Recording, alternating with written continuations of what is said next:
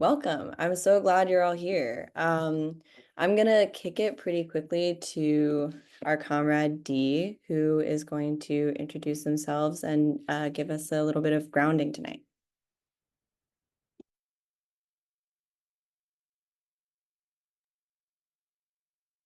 Thank you so much for giving me this time and space. Um, I want to start off with a little prayer. Um, with permission from Mother Earth, the four directions, the four elements, the Creator, and our ancestors, I call upon our Mother Earth. I ask of you to help us remember why we are all here and what the true meaning of connection is.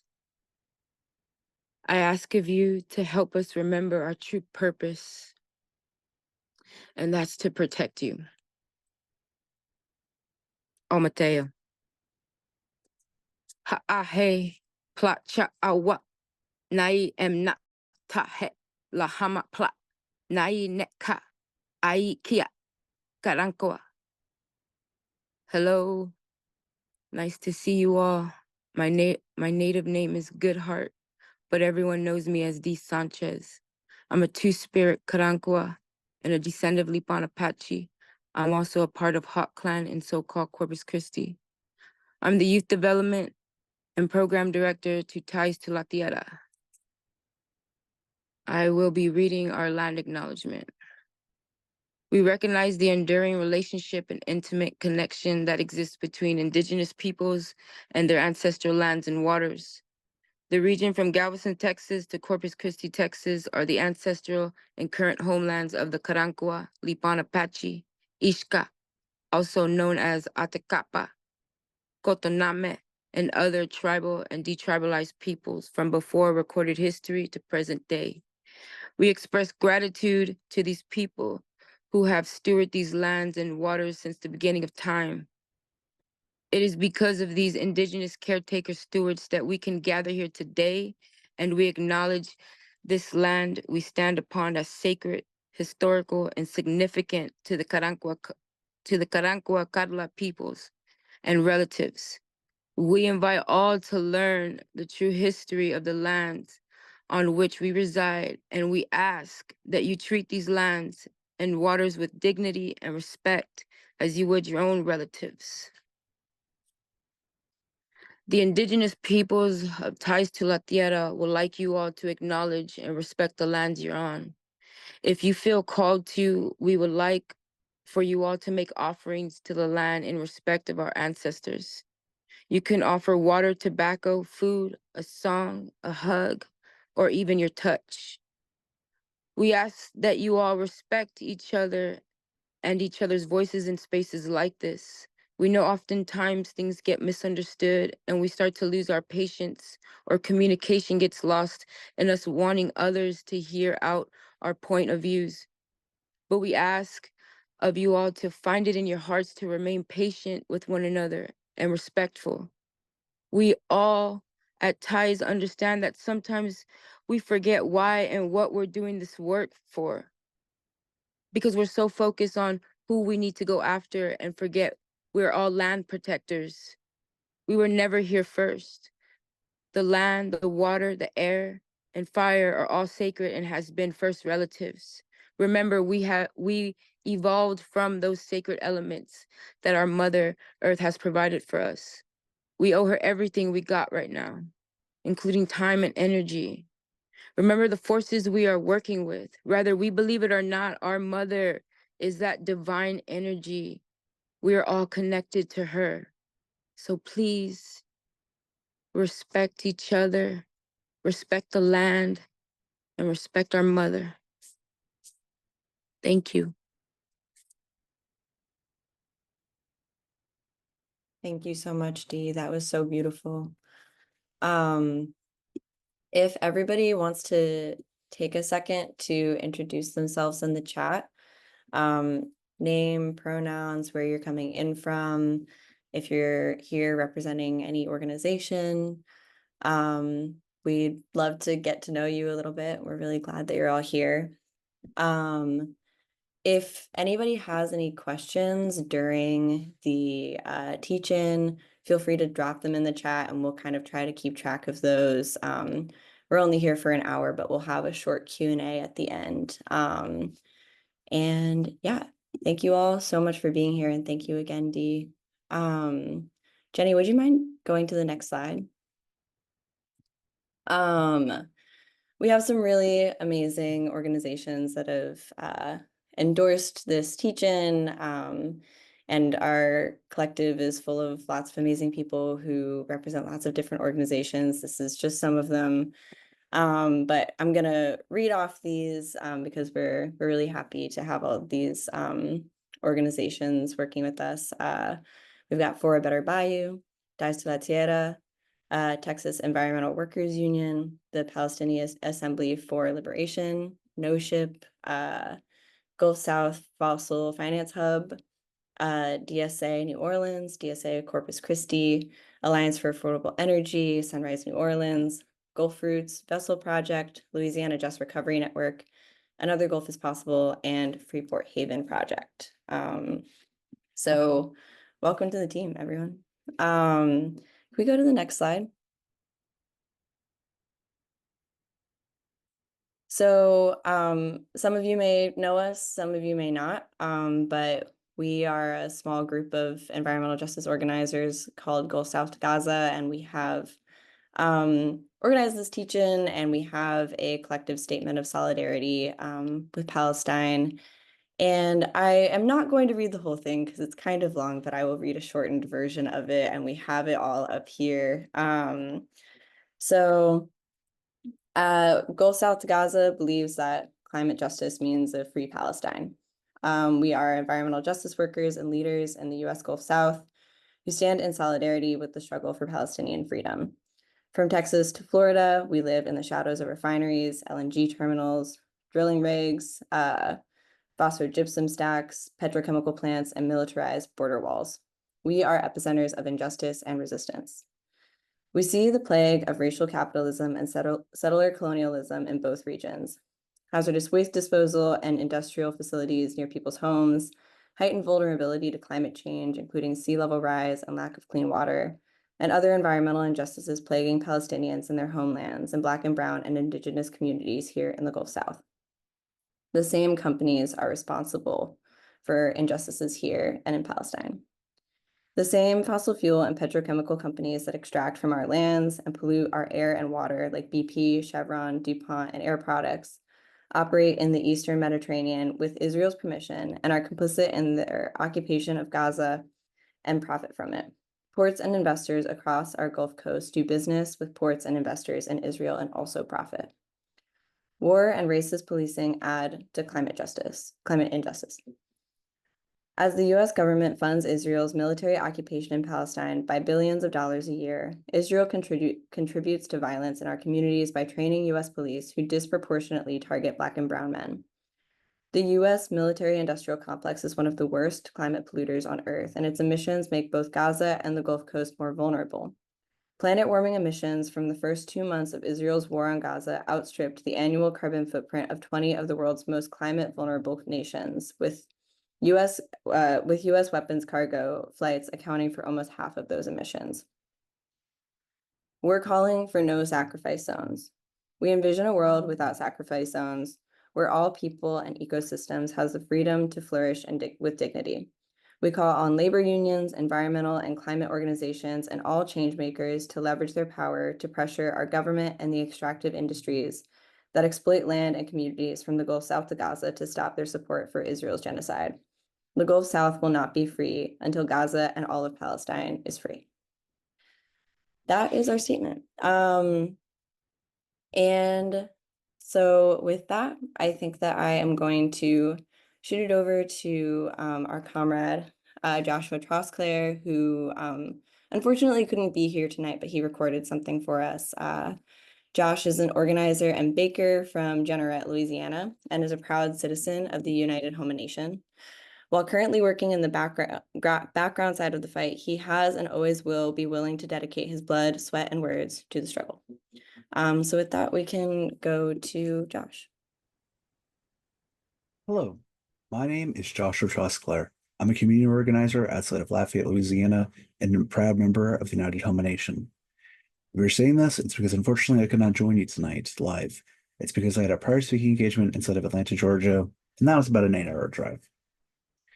That being said, I am so proud to help set the table for our host, the Gulf South Gaza Collective, as well as our endorsees. While much of this may seem remedial to seasoned veterans of this cause, we wanted to make sure it was approachable to all comers, so please bear with us. The struggle that ruins our waterways and will see us succumb to the Gulf if we do not fight it is the exact same one that engulfs Palestine in fire, ash, and chemicals that we created.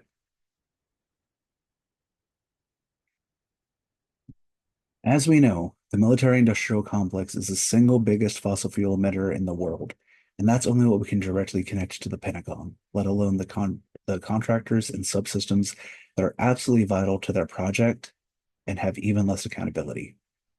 In 2017 alone, 59 million tons were produced by 500 bases at home in allied nations and on sovereign lands mired by our imperiality and our advanced flights of fancy. Even though this is a clear and present danger to our world at large and the frontline communities forced to harbor them, it should also be noted that the Department of Defense has lobbied constantly to have these findings omitted from the Kyoto Protocols as well as the Paris Climate Agreement, rendering the emission accounting completely voluntary. Our aims as Americans are simple. We want our forces ready and able to drop any in the world as fast as oil and blood will take us. And the pollution that follows those campaigns abroad, they call it fog of war, we call it ecocide. And nowhere else in the last year has this been more apparent than the attempted genocide of the Palestinian people. In 1986, then 44-year-old Senator, now President Joe Biden declared to all who could hear it that if Israel did not exist, we would be forced to create it. This was just under 40 years after the occupation of Palestine began, so why was the callback? Simple. He was arguing against sending our weapons to our uneasy allies at the time, Saudi Arabia. And to simplify even further, he knew that the mutual self-interest of Israel, for them, their very existence, and for us, a colonial outpost in the Middle East and along the Suez Canal, would be eternally more useful than attempting actual diplomacy or acknowledging the sovereignty of the peoples indigenous to the region. Fast forward almost 40 years in turn, and the evidence is more clear than ever. Though it is only now that our politicians feel the need to hide behind cozy sloganeering rather than blatant war profiteering. In addition, besides being a quick jump pad of war, Israel's Mossad's uh sorry, Israel's Mossad works as an arm of our CIA, taking the heat and sharing the rewards. And for that matter, Israel's the Israeli occupational force trains American police on crowd control tactics and outsources spyware coming to a cop city near you. As always, we remind ourselves fascism is colonialism coming home to roost. That being said, we are so proud of the allies that we've assembled today, and because we truly believe in giving a platform to those most affected by this historic crisis, I should only give a handful of bullet points about the current situation in Palestine, and again acknowledge that this did not start last year. It didn't start in the Great March of Return in 2018, and it didn't start 70 years before that. 97% of water in Gaza is undrinkable. 85% of the water that rightfully belongs to the West Bank is controlled by Israel. Israel already had in place before October the 7th calorie quotas for Palestinians. And of course, they have stopped aid from entering humanitarian safe zones because they have a monopoly on violence there. Farmland is raised, and there's a blockade that sinks fishing boats outside of tight and constrictable areas. As someone who lives on the Gulf Coast, we understand that these are some of the only ways that some of the poorest among us can sustain our lives. And even that has been taken away. This, of course, comes with the fact that because of the geographic region and its vulnerability to climate change, even if the genocide was paused tomorrow, even if the occupation was routed, it will take generations to build Gaza back from what it lost, and will have to do so with the sea lapping at its back the whole time. Again, as an indigenous person whose tribe continues to fight for recognition and whose land is also falling into the sea and was and is completely dominated by massive oil and gas infrastructure, my heart absolutely weeps in solidarity. For those amongst us who are more visual learners, we have this handy graph that simplifies the connected and reciprocating relationship between the sacrifice zones of the Gulf South as well as Palestine. Our neoliberal capitalist model prides itself on spreadsheets and ruthless efficiency, and much like how we have many downstream benefits to aiding and abetting Israel in its genocide, the oil companies that ruin our homes have managed to wring profit out of every part of this process. If you can forgive the butchered metaphor, they have indeed managed to wring blood from stones. And as a reminder, we have sources for all of these claims, and that this sideshow, of course, is welcome to all scrutiny. May I grab a copy for your own purposes to support the struggle? Please just reach out and ask. That all comes from relatively easily available information. But also, I would like to just thank and give solidarity to my comrades who helped dig this up and compiled it for our efforts. It was a labor of love. Thank you. All that to be said, there is hope. As we say, direct action gets the goods. We live in an age of monsters, a time period of heroics that will help set the tone and tempo for how we fight back against our own oppression and how we send a message that we will not accept the turning tides of eco-fascism, not in our name, not with our money, not with the blood of our children. Groups everywhere have answered the call, and more people are waking up to the fact that our struggles are universal, and the old saying rings true. We ain't free until all of us are free. I hope this presentation inspires and empowers you to seek out the helpers locally and abroad, to give them whatever you have of your time, of your effort, and of your zeal and your talent. The only way out of this is through. And while the powers that be may be able to crush 1, 2, 3 roses, they will never be able to stop the coming of spring. And for those who need it, I leave you with this. They would do it for you. Solidarity forever, my friends, my comrades in the struggle. Be safe, be well, and may the drums of liberation beat eternal.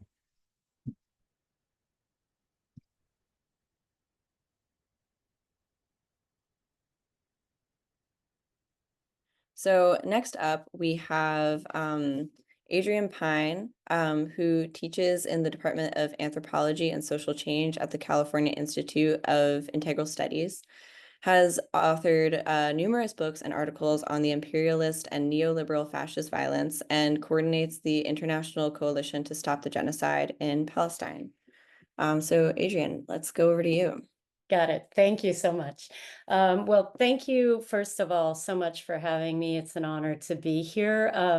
But I'll just speak briefly about what we're doing at the International Coalition to Stop Genocide in Palestine. We came together as a coalition as a way to identify and support key campaigns focused on ending the Zionist genocide that require global coordination amongst social movements.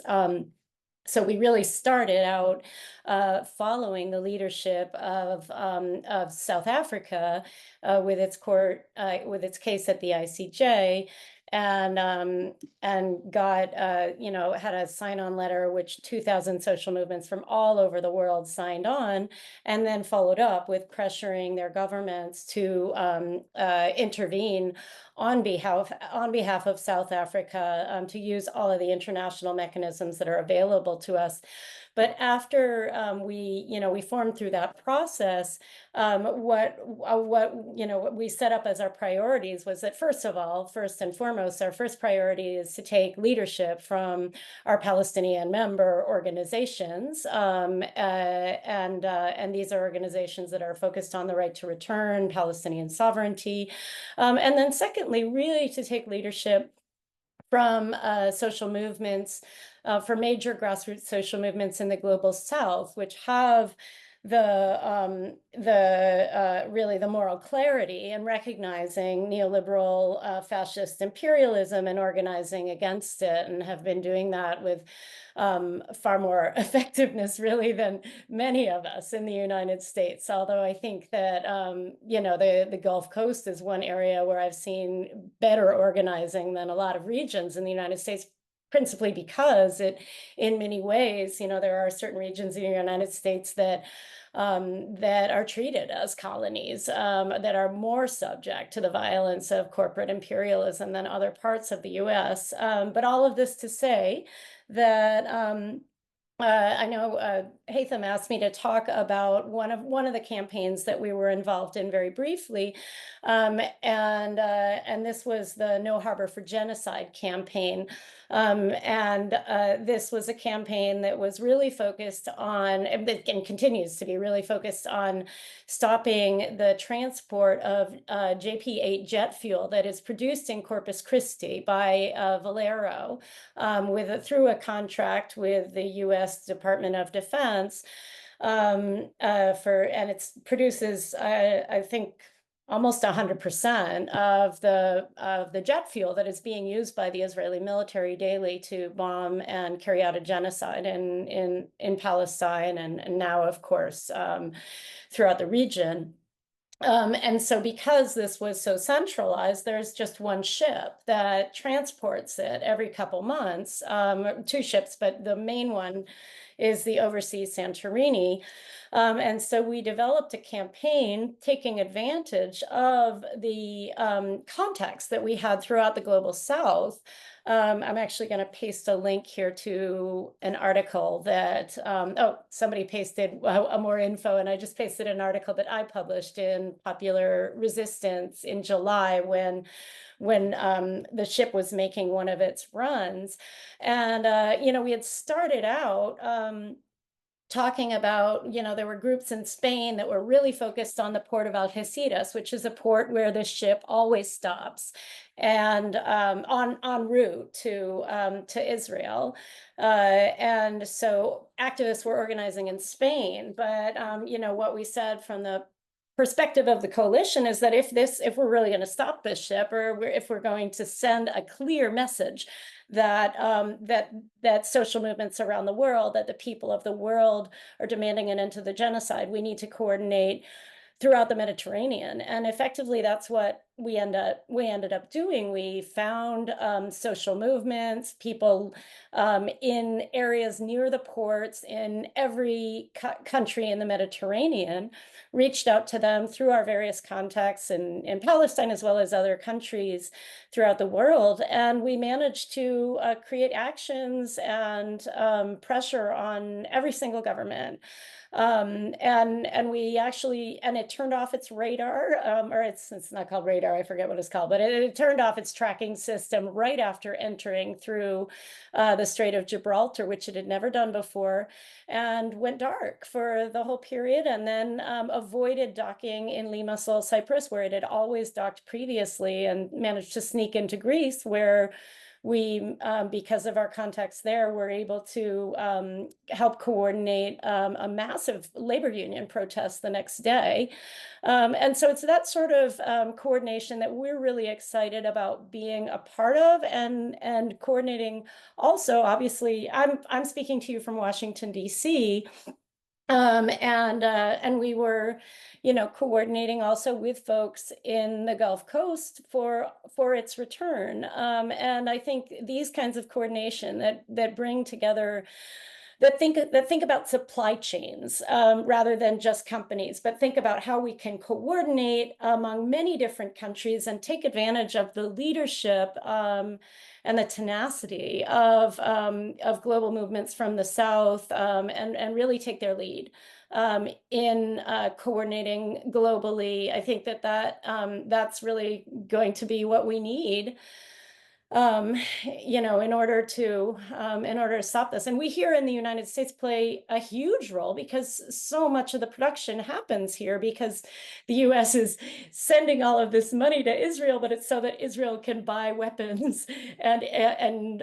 munitions and oil from us. And so we're really in a horrifically privileged position, in that all the production sites are here. And so if we're coordinating in terms of both production and transport with activists around the world, I think we can make a much bigger difference than just acting locally. So it's about bringing local groups together in coordination around the world.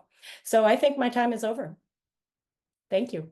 Okay, well, so we've had Josh do a little bit of table setting for us on material conditions, American militarism and imperialism, and Israel's role in that American militarism and colonization of Palestine. We've had Adrian walk us through the international context of campaigns and interrupting supply chains.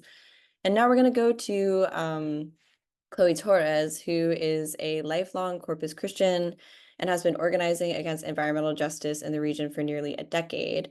She was instrumental in her union pushing her workplace to adhere to BDS, and she's going to tell us a little bit about Valero. Hi, everyone. Let me just start my timer so I adhere to our program. But yes, good evening. It's truly an honor to share space tonight, and I must thank the organizers of the webinar for inviting me to share some local perspective.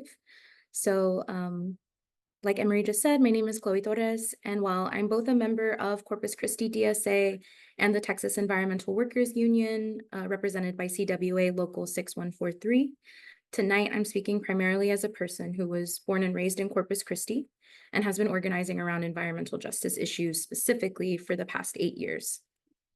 So for those of you who aren't familiar with Corpus, either geographically or culturally, I've included 2 images on this first slide.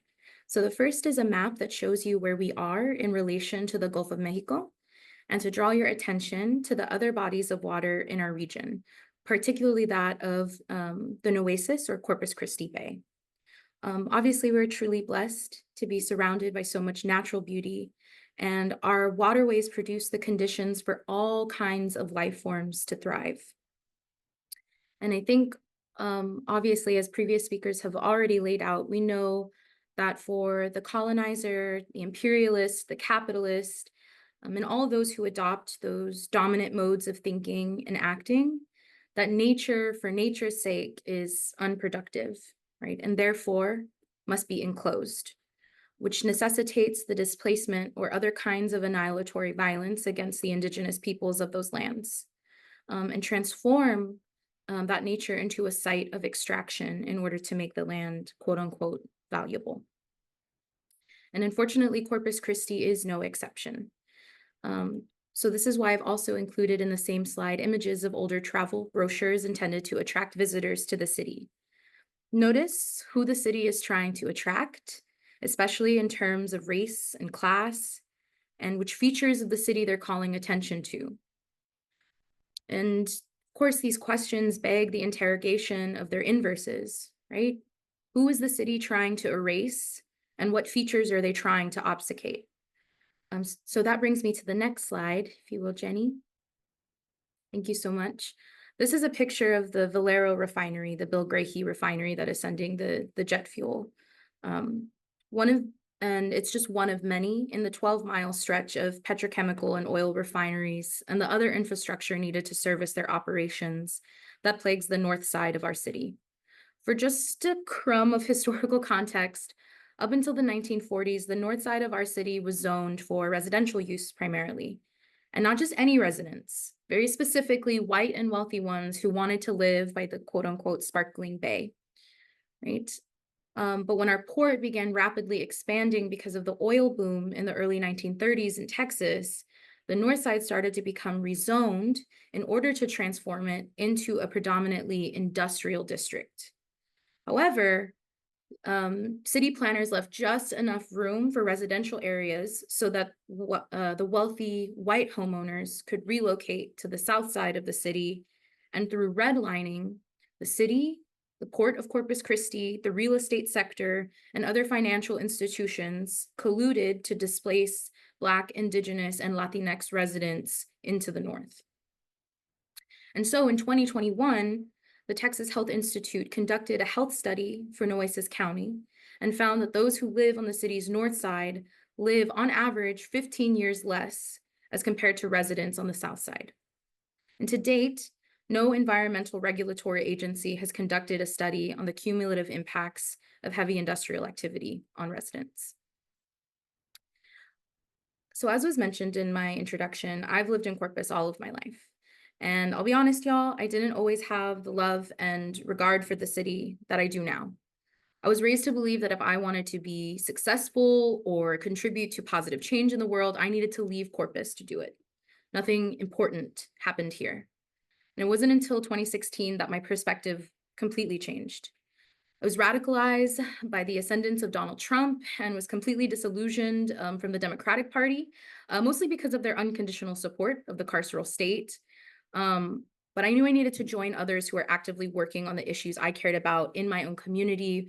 I was just overwhelmed on where to start looking, right? So you can go to the next slide. So beginning in the summer of 2015, the city of Corpus Christi implemented 3 water advisories for residents, meaning that residents needed to boil tap water before we could use it. And this was a huge point of agitation for many in the city, as I'm sure y'all can imagine. Then, in December of 2016, the city announced a full-on water ban, meaning that nothing could be done to make our drinking water safe. That ban lasted for 4 days, and residents were mostly left to fend for ourselves in terms of securing our own safe drinking supply. The ban occurred because several gallons of an asphalt emulsifier leaked into our water supply system. And as you can see on that headline in the slide, the company who owned that manufacturing facility was Valero. So there were several class action lawsuits that were taken against Ergon and Valero. So this was my first encounter with the harm that Valero has caused our community, but it surely wasn't the last. As I participated in mutual aid efforts during the water ban, I met the people who would eventually become my organizing mentors. And it was these folks who taught me the long history of environmental racism in Corpus Christi and gave me perhaps one of the most important interventions in terms of shaping my political perspective. It's very easy to hate or direct all of our rage at a single bad actor like Valero, whose harm is so obvious, right? But what my mentors taught me was to look beyond the most blatant harm and look for the systems and institutions that enable and make that harm possible. So nowhere in our city is it more clear than those in positions of local power are colluding with corporate capitalist power to siphon public money and resources into private hands than the struggle against desalination. Since 2020, the city and port have talked publicly about the need for a drought-proof, uninterruptible source of water, since our natural reservoirs were consistently below capacity, and therefore they needed to pursue 4 desalination projects. This is an easy enough narrative, right, to tout to the public, but it's completely misleading. What the port and city hide from the public is that the city has mismanaged a vital public good and sold off most of it to an insatiable, polluting corporations like Valero. Heavy industrial users make up the majority of those who use our water. And they are also the same corporations who get to enter into agreements with our city to receive massive tax breaks, get discounted rates on water, and have the option to pay extra to be exempt from usage restrictions in times of drought. Meanwhile, residential users, we only account for 16% of the water supply. And according to a local news report from May of this year, Valero and Exxon Sabic account for 25% of the entire water supply. In other words, desal is a false solution to a manufactured crisis, and the entities who with the most to gain are private corporations and the politicians who legislate on their behalf. There are a million reasons to be against these desalination facilities. The 2 that are positioned to operate near the Corpus Christi Bay in particular would be especially disastrous. And I'm so sorry, you can go to the next slide so we can kind of see where the desalination facilities are propositioned. Millions upon millions of gallons of toxic sludge and brine that are the byproducts of the desalination process would be dumped into the bay, effectively suffocating every living thing. And the city-owned facility would operate in the last remaining historically Black neighborhood on Corpus Christi's north side, who has already, for decades, suffered the consequences of living next to refineries like Valero. Now, lastly, one of the clearest connections between our struggle against desalination and the occupation of our Palestinian kin by Israel was made when the port of Corpus Christi began consulting with Israeli desalination experts on the feasibility of a desalination location in the Inner Harbor, even flying employees to Israel to tour the facilities that they have there. And you can go to the next slide so folks can take a look there, the headline. So the colonizers and capitalists here have sucked dry our natural reserves and are reaching out to colonizers and capitalists in Israel who have wrecked the indigenous waterways of the region to strategize. Right now, there is so much more to say about local conditions, and I'm more than willing to speak with anyone who is interested outside of this webinar. But I just wanted to say we must be as connected, focused, and strategic as our enemies, our common enemies, right? And it's the least that we can do to heed the call from our Palestinian kin to escalate. Thank y'all so much. Thank you so much, Chloe. I feel like we're in the presence of a celebrity. Okay, so next up we have a couple of our comrades. First is Jessica Bishop, who is a mental health provider originally from Southern California, who's currently living in Austin. She began her activism with grassroots organizations on the ground in Haiti, as well as environmental justice in Los Angeles. And we also have Haitham El-Zabri, who is a Palestinian American organizer based in Austin. He has been a longtime activist for human rights, animal liberation, and environmental justice, and is currently active with the Palestinian Assembly for Liberation, the Austin Palestine Coalition, and the Stop Valero campaign. So I'll send it over to you guys. Thank you, and good evening, everyone. So happy to have y'all with us. So I know in this particular virtual room that we don't need to educate anyone on how absolutely dire the situation is in occupied Palestine. But I'm going to say a few words to just kind of help us to drop in again to why we're here and really connect with that and just the urgency behind our Stop Valero campaign. So we've all seen the unthinkable every single day for the last now 375 days. We've all had those moments where we think this genocide could not possibly get any worse, and yet the aggression intensifies and the horrors compound. And just this past Monday, we bore witness to the bombing of a displacement camp at Al-Aqsa Hospital in Gaza, where Palestinians were burned alive.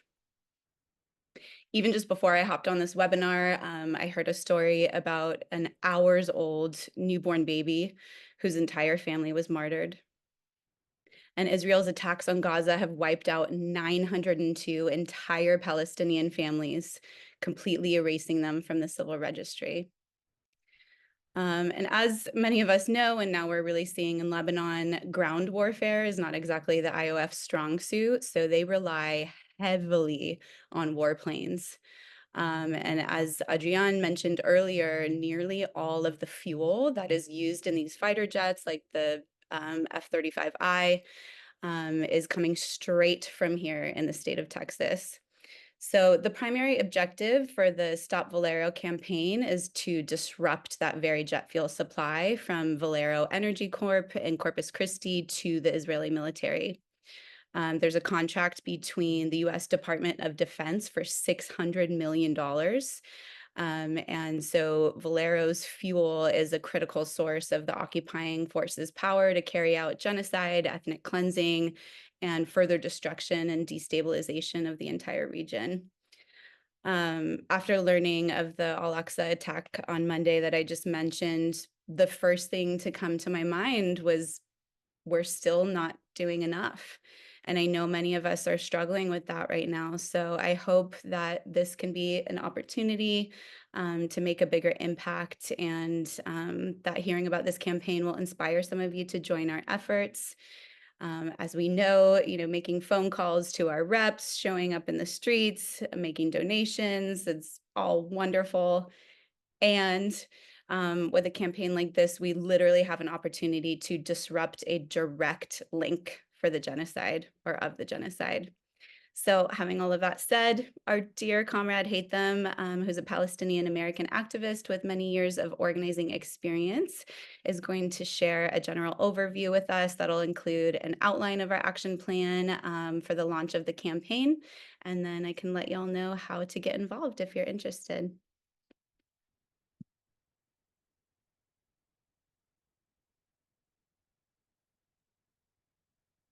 Okay, thank you. Thank you, Jessica. Hey everyone, I'm Haytham. My ancestry is from the village of Arabi near Jenin. Before I start, I'd like to take a moment to salute our heroic fighters in Palestine, including Brother Yahya Sinwar, who died standing in the battlefield with his people, and all our heroes before and after him who give us inspiration and whose memory will live forever in us and guide us, as my own uncle does for me, who was also assassinated for being a resistance leader. As we say in Palestine, martyrs never die.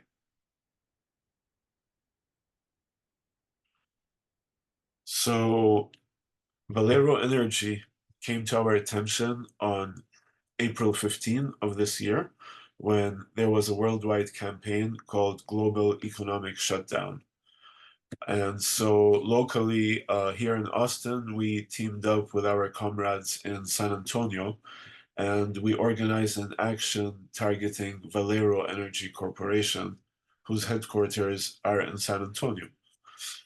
So while researching, we didn't really know that Valero was so complicit in the genocide. We were looking together for a suitable target for that global economic shutdown action, and we learned that Valero was actually sending jet fuel to Israel, that it actually refines crude oil in the Bill Greehey refinery,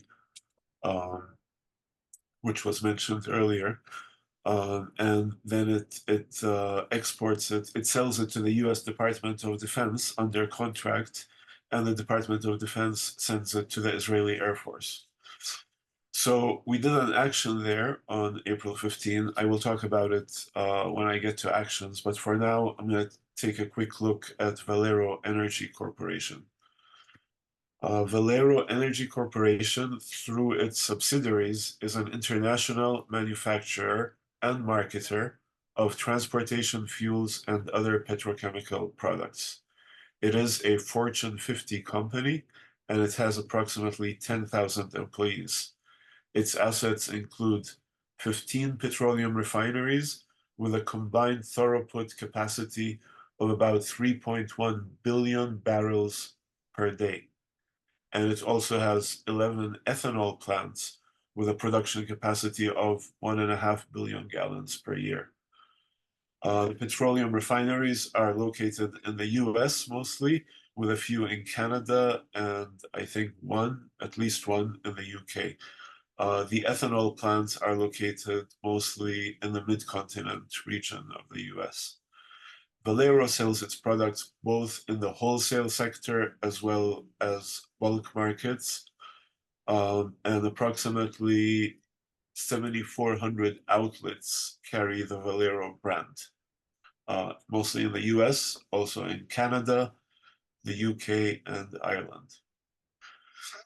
Previously, the company has, and currently, they're under contract with the US Department of Defense to supply Israel with fuel as part of the Foreign Military Sales Program, which means, this is assistance that is given to Israel, and then it turns around and gets spent on corporations in the US, just like the military-industrial complex. And so it was under contract for 3 years, starting in 2001, and then again in 2008, 2009, 2012, for a value of over $600 million. It has provided Israel with kerosene-based jet propulsion fuel, which is known as JP-8 jet fuel, and that powers Israel's Apache helicopters, as well as its F-15, F-16, and F-35 jet fighters, as well as its Merkava tanks. Valero also supplies the Israeli army with EN 590 diesel fuel, which is used in its trucks and other equipment. So right now, the $600 billion contract has ended, as far as I know. We are still researching what the current status is, but I believe, I think we've seen information somewhere yet to be verified that it has a new contract for $1 billion. I'm going to pivot a little bit to Israel's consumption. From what we've been able to find so far, and we have still a very young research team, so we still have a lot of research to do to get more specific and accurate details. But from a preliminary look, we are finding that Israel's annual consumption of jet fuel altogether for its jet fighters as well as its commercial aircraft is about 300 million gallons per year. I also have seen that El Al the Israeli airline, consumes about 200 million gallons a year. So that implies possibly that the Israeli Air Force is using about 100 million gallons.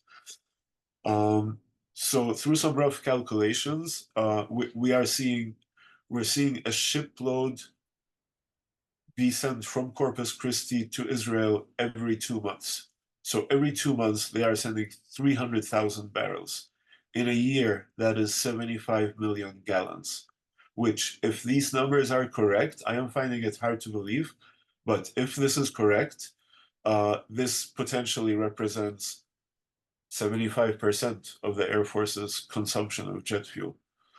So, again, more research needs to be done. It is hard to really know how much the Israeli, this is very sensitive information. So we might not know the exact numbers. We do not know how much fuel the Israeli army has in reserve. There are still a lot of unknowns. But from what we see so far, this is a very key asset to Israel. This supply line is detrimental for their bombardment of Gaza and Lebanon and everywhere else. So to us, we found that this target is really super important. I'm going to talk about the actions that we've already done in the past, as well as actions we have lined up for the future. And I'm sorry if I'm running out of time. I'll try to make it quick. Our first action, as I mentioned, was April 15. From that, we decided to not stop there, a one-time action, but to keep going after Valero. And I worked a bit with an organization based in Corpus Christi called Valero Out of Corpus. However, we had a few differences in strategy and approach, so we've splintered, and now we are another campaign called Stop Valero campaign. We've worked also with the Global Alliance that Adrienne mentioned, No Harbor for Genocide, and this was super crucial for it boosted our morale, and also we were able to tap into people with expertise in certain fields and people who had experience with shipping or research, and it was really beautiful to coordinate globally. Another thing we've been doing has been monitoring and scoping. We've been monitoring the movement of the ship through software like Vessel Finder. Unfortunately, as was mentioned earlier, also sometimes the tracking of the ship, now that they know that they're being watched, they've been doing it more, turning their tracking off. So sometimes it is hard to know where the ship is exactly. Like currently, we have no idea where the ship is. Our expert in No Harbor for Genocide, our expert who's been monitoring the ship, has no idea where it is. But it did leave Corpus on September 23rd, and our expectation is it will be back 2 months from that date. Besides that, we've been working on raising awareness, giving presentations, talking to the media. mostly that's what we've been doing in the past. What we are looking to do moving forward is, first of all, and I want to thank Jessica for this idea. We came up with a pledge. We are going to ask the public, as we spread this campaign, we want people to buy in and make a pledge to boycott Valero. It is a very simple step, and if we can get thousands of people to do it, by signing the pledge, it makes them feel more committed to stick to that. Another thing we're working on is sending a cease and desist letter to Valero Energy, warning them that they will be held liable and legally liable for being complicit in the genocide, knowing that this fuel is going to Israel while it commits genocide. They know we're after them, and they are already on the defensive and have made a statement about, we're not selling it to Israel, we're selling it to the Department of Defense. Just but at least, we have their attention, and now we're going to make it more formal. Another thing we want to do moving forward is the public relations war, really make their image look bad by writing op-eds, giving out stickers like the one you see on the screen right now, flyers, and building the website with more information about Valero's complicity in genocide. Besides that, we will have protests both at the gas stations as well as by the ship when it docks again. We will be looking at second-level targets that deal with Valero. We are also working on a week of action when the ship comes, so we will have like a whole week of, and I think Jenny might be mentioning it later, the People's Assembly. So that will hopefully coincide with the time the ship arrives. And we are looking into other types of direct actions. We are building a team. We're growing our team. We have a team that is mostly activists here in Austin, but we are welcoming people nationally. And if you go to that site, that is actually, sorry, Jessica will say that part. I'll pass it back to you, Jessica. Thank you. Oh, thank you. No worries. I think you covered most of it actually. And it's clearly up here on the screen. Stopvalero.org also was put in the chat. And when you click on that, you'll see just kind of like a brief summary of the pledge. Obviously, we'll have a kind of different form of this that we hope to get to go viral, but it just says, signing up to this campaign, I pledge to boycott Valero as long as it supplies Israel with jet fuel.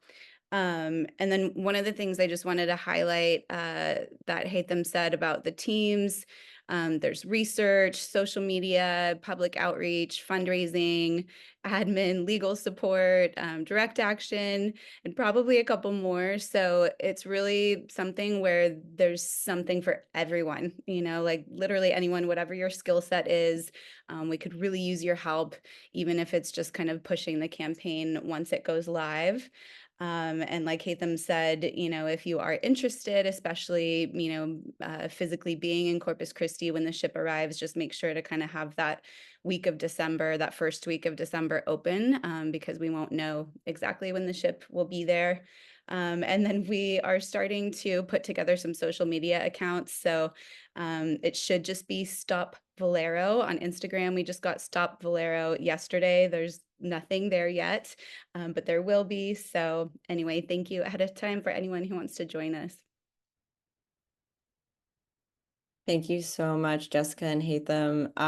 And yeah, anyone who is interested in any of those ways to get plugged in should reach out. We've got all the links. And next, we're going to go to Andrew Bassa, who is a member of the steering committee of the DSA International Committee and a previous coordinator of the National Stop Fueling Genocide campaign targeting Chevron.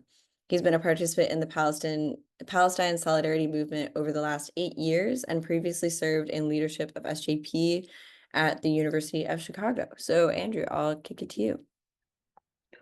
Great. Thank you so much. And thank you to my fellow panelists, and apologies I didn't get slides prepared. I can talk first just a little bit about what Chevron is doing in Palestine. Um, and I think the why it's bad will be pretty self-apparent. Chevron is really the major player in providing Israel with energy. It is the largest natural gas um, uh, supporter and provider. Um, it owns the two largest natural gas fields in the Eastern Mediterranean, which are the Tamar field and the Leviathan field. Um, it also operates the Eastern Mediterranean gas pipeline, which is a pipeline that runs from Egypt to Israel and it directly bypasses Gaza. All of these investments are really clear violations of Palestinian sovereignty and resources.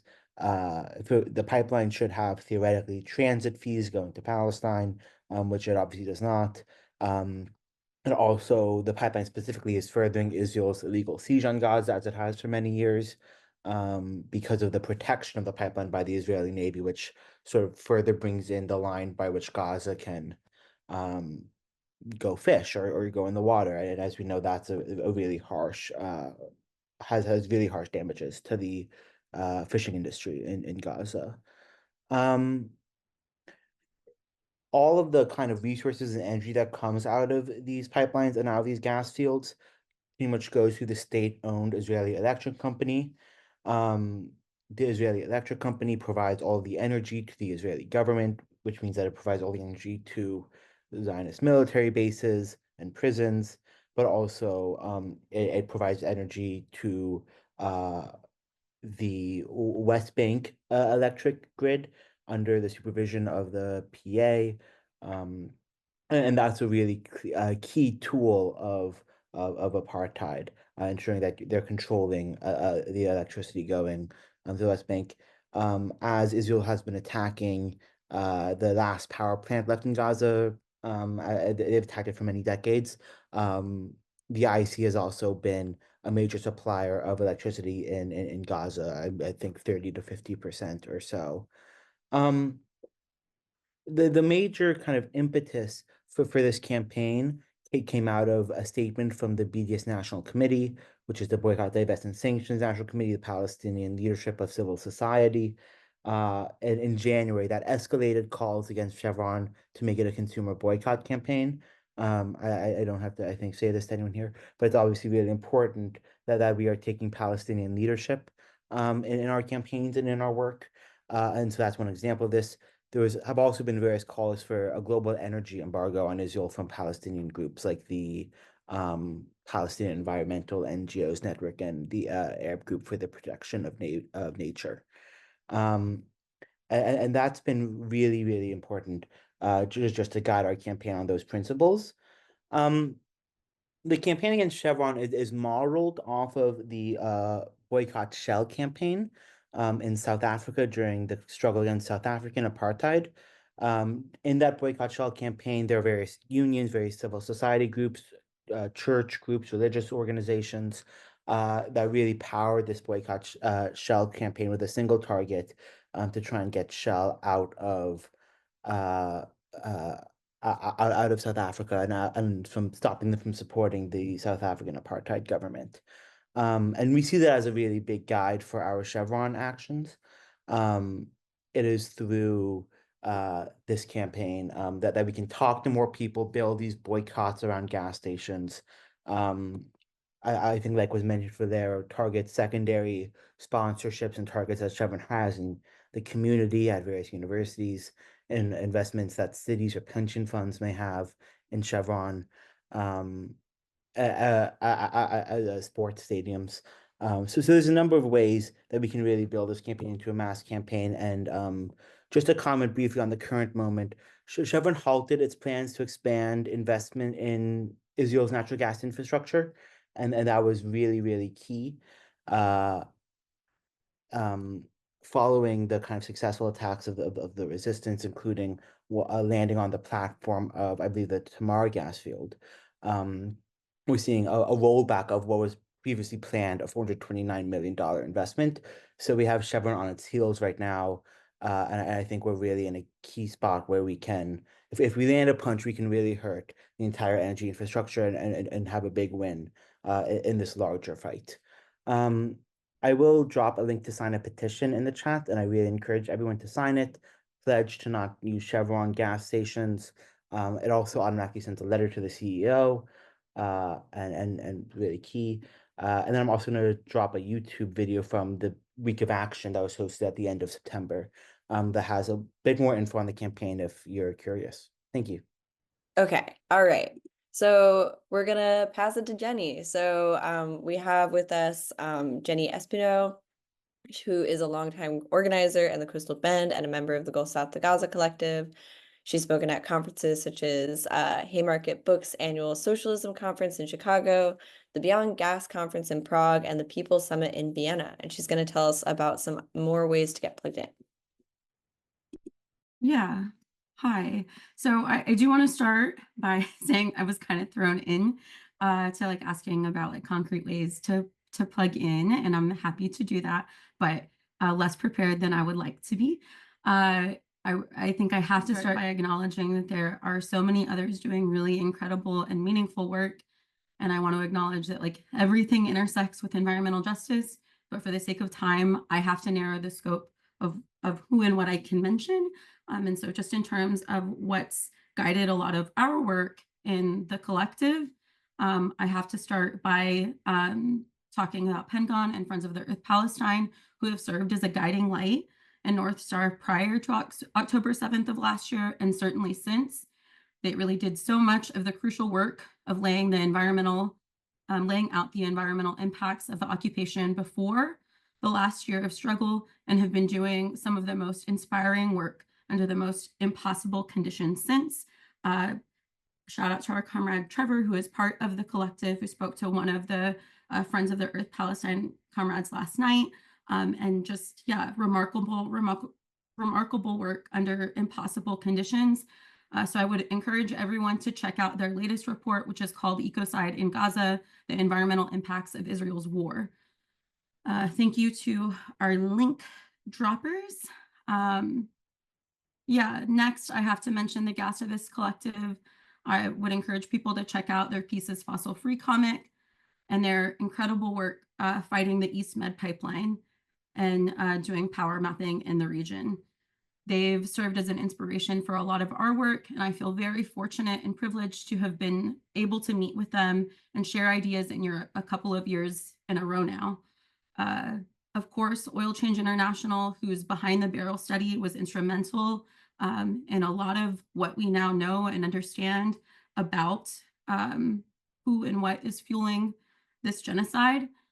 And of course, the National BDS Committee and Campaigns Against Chevron for really being at the forefront of the movement against those fueling genocide. So again, so many more to mention, but for the sake of time, that's crucial. In terms of finance organizing, a reminder that these corporations have financiers and insurers, and the people making these decisions to fund ecocide and genocide have names and addresses. Many of us dedicated our summer to calling out the big banks who are financing LNG, petrochemical, and fossil fuel expansion in the Gulf South. And as you can imagine, the Venn diagram of those financing the genocide is essentially a complete circle. The Summer of Heat was 12 weeks, involved 5,000 people. Over 700 people were arrested, including many from the Gulf South, and notably including Chloe, Mark, Autumn from Corpus, and Trevor, who is part of the Gulf South to Gaza Collective and based in Houston. This was the largest sustained civil disobedience campaign in the climate movement's history. Shout out to the YCFA comrades who I saw here earlier, some of whom I saw here earlier. Shout out to the climate defenders and everyone else who made this summer of resistance possible and what it was. Our hope is to be able to bring the energy and lessons from Summer of Heat and let it spread like wildfire anywhere dirty banks are funding the destruction of our homes. I want to encourage folks to get in touch with Kat from the Gulf South Fossil Finance Hub. Please put Kat's contact in the chat. And for those interested in upcoming teach-ins, fossil fuel finance teach-ins and actions targeting Citibank, who is funding both Valero and Chevron, and of course, much of the destruction in our homes in the Gulf South, get in touch with Matthew, who is part of the Gulf South to Gaza Collective and can help loop you into those conversations and meetings. The People's Assembly here locally, which Haitham mentioned, is a gathering held twice a year by countless organizations in the region. Our hope is to be able to have Palestine be front and center at the upcoming assembly in December and organize vital trainings and workshops leading up to the assembly up to the assembly that would be in the service of the movement against those fueling genocide. So those trainings we have had requests to do on public comment, the difference between giving public comment at the port in the city and the county, because they are different, DRS trainings, protest safety, and political education, like what we're doing now. So we're increasingly grappling with how to move our organizing offline. Many of us are already doing that. And so grappling with how do we get more people offline and into these spaces. And a reminder that the People's Assembly, these workshops and trainings are what we make of them. So we invite people to participate in shaping what they want to see those become, and offering whatever constructive criticism of this teach-in and the work that we're doing, so that what the People's Assembly becomes is a true reflection of what we want our movement to look like. In terms of additional local organizing regarding tracking, power mapping, and scoping possibilities, Jessica and Haitham covered that really well, so I will not get into that. Sarah Week is a gathering of the worst climate villains you can imagine. I will put information about that in the chat because that is something that occurred to me during this meeting, that we should probably loop people into what Sarah Week is. So I just want to end on one final note of the myth of the outside agitator, especially in a city like ours. The work that we're doing is an attempt to tear down fake borders. Valero is a multinational corporation who has wreaked havoc in communities of color and on sacred native lands along the Gulf Coast and beyond, fueled genocide, and threatened the livelihood of the planet we all share. The decisions of our port, the decisions our city officials make, and certainly the cosmic gumbo of bad actors in the industrial district have impacts the world over. Corpus and the Gulf South are crucial sites of struggle for our own liberation and for the liberation of the international working class. For that reason, we welcome and encourage folks to help us strategize concrete ways to build out what's to come. We have to internalize that no one is free until everyone's free, and that all of our liberations are inherently linked. And so we have to think that no one's free till Palestine's free. And Palestine is freeing us right now in terms of getting our communities that have previously been very focused on myopic site struggles to see beyond the narrow borders of Corpus Christi, Texas. And so I owe an endless amount of gratitude to Palestine, to organizers, to Palestinian organizers who have been at the forefront of really connecting our struggles. I am forever in debt. So I will end there. Thank you. Thank you so much, Jenny. That's so important to remember and so beautiful. Lots of appreciation for Jenny. Last but not least, we have our friend James Hyatt here to kind of close us out and just express some gratitude for everything that we've heard today and everybody who's shown up. James is the founder of For a Better Bayou in Southwest Louisiana. And yeah, James, do you wanna take over? It wouldn't let me unmute. Now now I'm unmuted, and I'm just taking a deep breath, and I could hear in people's voices the reality of the situation that we're in, that we have got to come together in a way that has not happened before, that is across all difference, because we are not free until everyone is free, until Palestine is free, and every other extractive place on this planet that this system has continued to extract and exploit and inflict suffering. I know that there is a grief that flows underneath most of us when we hear these stories of how our fellow humans are suffering and dying at the hands of greed and self-centered individualism. But what I see tonight, 60 plus people coming together to learn more about the ways that we can actually take this offline. We can actually affect change. We've got to find ways to continue to organize. And I think the stopvalero.org and all these other links are incredible ways we can do that. And I've so much appreciation for Dee starting this out. And we have not come here alone. We have, all of us are standing on the shoulders of our ancestors who have brought us to this point. And it is our responsibility for our descendants and our fellow brothers and sisters alive today that we stop the continued extraction and death. I'm not going to sing it, Jenny. I could, but I want everyone to sing it. Maybe I will, and then maybe that's how we'll close it. I'll sing the song, this little chant song, and we can close on that. We have not come here alone. We carry our people in our bones.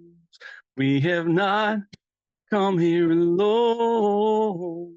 If you listen, you can feel it in our soul. And I could hear my daughter laughing in the other room. So there's joy in this also, and coming together just strengthens us. And thank you all so much, and thank you for joining tonight.